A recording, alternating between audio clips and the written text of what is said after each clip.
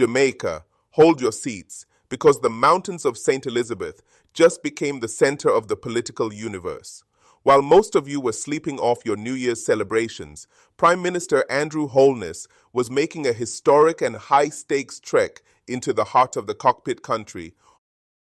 On January 6, 2026, the PM arrived in Accompong town for the 288th anniversary of the 1738 treaty and the birthday of Chief Kojo. On the surface, it looked like the usual cultural display of drumming, dancing, and jerk pork. But if you think Brogad climbed those steep hills just for the photo op, you are completely missing the real drama happening behind the scenes. Before we proceed, if you want more videos like this, please hit that like and subscribe to the channel right now. It will really help our community grow. Plus, you will be notified when we release more content like this in the future. To understand why this visit was so explosive, we have to look at the wreckage left behind by Hurricane Melissa. Just last October, this massive storm ripped through Accompong, damaging a staggering 80% of the homes. In the aftermath, the Prime Minister made a bold offer. He wanted to send in the Jamaica Defense Force, JDF Engineering Corps, to rebuild the community. But Chief Richard Currie did something that left the entire nation whispering. He said no. Currie publicly rejected the military presence, claiming that seeing soldiers with assault rifles would traumatize the elders and women of the community who were already reeling from the storm. He essentially told the government, "Keep your soldiers, we'll handle our own reconstruction." So when Holness showed up on January 6th, the tension in the air was thicker than a pot of maroon pepper pot soup.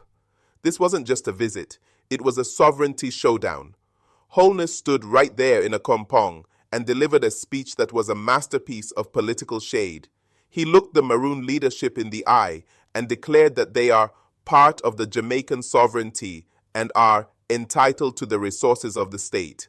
Translation: I'm the one with the $6.7 billion reconstruction fund, and you can't have the money without the government's oversight. He even went as far as to describe the Maroon leadership as a community-based cultural organization. Calling a chief a manager of a cultural group is the ultimate political low-key diss. But here is the real reason he went: the Peace and Opportunity Tour. In his New Year's message, Holness boasted about the lowest murder rate in 31 years, dropping to just 673 homicides in 2025. He is on a mission to prove that Plan Secure Jamaica is working, and that there isn't a single square inch of this island where his authority doesn't reach. By standing in Accompong, he was marking his territory. He even took a moment to lecture the young Maroon men, telling them that if they want to drive fancy cars and ride big bikes, they should do it through legal means. It was essentially a "don't be a scammer" speech delivered in the most sacred space of Maroon resistance.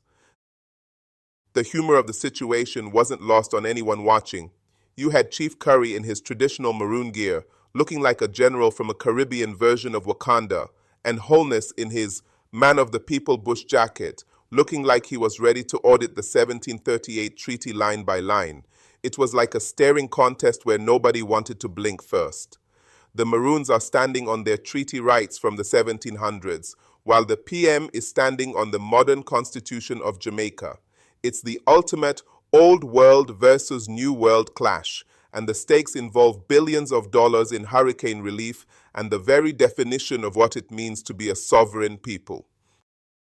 So, was this visit an act of genuine support for a disaster-stricken community, or was it a strategic move to dismantle Maroon autonomy once and for all?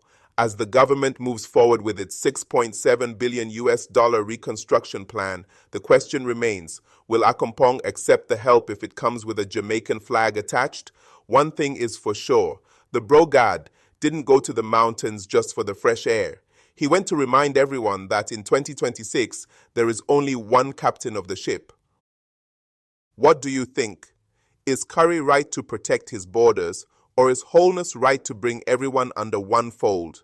Drop your comments below, hit that subscribe button, and share this video before the algorithm or the Maroon drums find it. Click the link on screen now to watch another Jamaican content. Catch you in the next video.